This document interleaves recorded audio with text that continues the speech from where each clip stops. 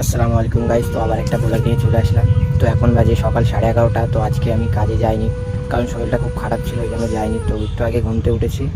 আব্বুরও শরীরটা খুব খারাপ, তো আব্বু এই যে স্প্রে করতে দিয়েছে মাঠে, বাদামারা এই মাঠটায়, বললো একটু স্প্রে করে হয়। তো আসলাম, বলি তোমাদের তো একটু জানাই। আর আজকে বাড়ি আছি, তো ব্লগ করবো, ওই জন্য বলি মাঠ থেকে শুরু করি। তো আমি স্প্রেটা করে নিই। তো গাইস আমার স্প্রে করা হয়ে গেল, এখন বাজে 12টা। আধ ঘন্টার মধ্যে স্প্রে করা হয়ে গেছে। তোমাদের একটা জিনিস দেখাচ্ছি, দেখো। নদী পাড়ে আমার যেতে হবে বাড়ির দিকে।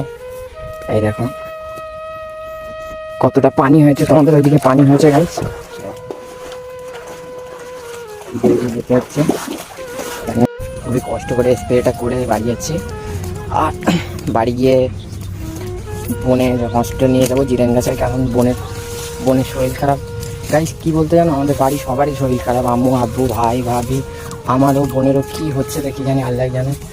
তো তোমরা যে যে আমার ভিডিও দেখো, অবশ্যই আমাদের ফ্যামিলির জন্য দোয়া করো, যার কারণ তাড়াতাড়ি সবার সেরে যায়। সবারই শরীর খারাপ, কি হচ্ছে আল্লাহ জানে। তো তোমরা সবাই দোয়া করো।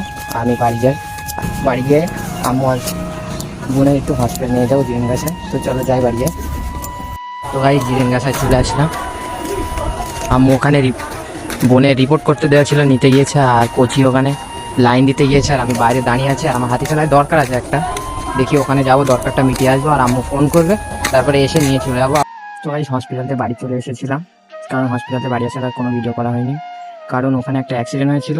তো সঙ্গে সঙ্গেই মারা গিয়েছিল, ওইটা দেখে আর সেই জন্য আর কোনো ভিডিও করা হয়নি, ওই জন্য বাড়ি চলে এসেছিলাম।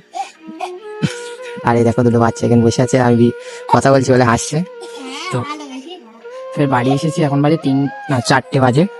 এখন আমি আর আম্মু যাবো একটু ভাঙড়ে, কারণ আমি একটু ওই প্যান্ট জামা বাপিদার কাছে একটু কাটাকুটি করবো, আর আম্মু শাড়ি নেবে, ওই জন্য বাড়ি গেছি। আর আমি রাস্তায় দাঁড়িয়ে আছি, আম্মু আসছে, আসলে যাবো। তো চলো যাই, ওখানে গিয়ে কথা হচ্ছে। ওই যে আম্মু আসছে। তো গাইস তোমাদের একটা কথা বলার ছিল, তোমরা যদি বাইক বা গাড়ি চালাও খুব সাবধানে চালাবে, আর হেলমেট পরে চালাবে, কারণ আমি নিজের চোখে দেখলাম পুরো এরকম মাথা ফেটে গিয়েছে, এক সাইড হয়ে গিয়েছে, পা হাত পা ভেঙে গিয়েছে, এক খাবলা গোশ উঠে গেছে। তো তোমরা ভালোভাবে বাইক চালাবে, এটাই বলার ছিল। ফাইনালি ভাঙড়ে চলে আসলাম, আম্মু ওখানে শাড়ি এসেছিল, আমি বাপিদার দোকানের এখানে চলে আসলাম।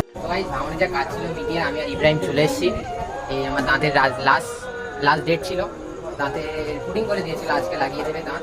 তো লাগিয়ে নিয়ে বাড়ি যাই, তো ভিতরে যাই, ডাক্তারটা নিচে আছে, বলেছে তোমরা উপরে যাও, যাচ্ছি। তো আমরা উপরে চলে এসেছি, আমার দাদা গোলাপ করছে, দেখো। হয়ে যাক, বাইরে গিয়ে আবার কথা বলবো। আর এখানে একটা ক্যাফে আছে, ওখানে যাবো, তোমাদের দেখাচ্ছি কেমন ক্যাফেটা। তো চলো, আমার যা কাজ আছে মিটিয়ে নিয়ে তোমাদের ক্যাফেটা দেখাচ্ছি। তো ভাই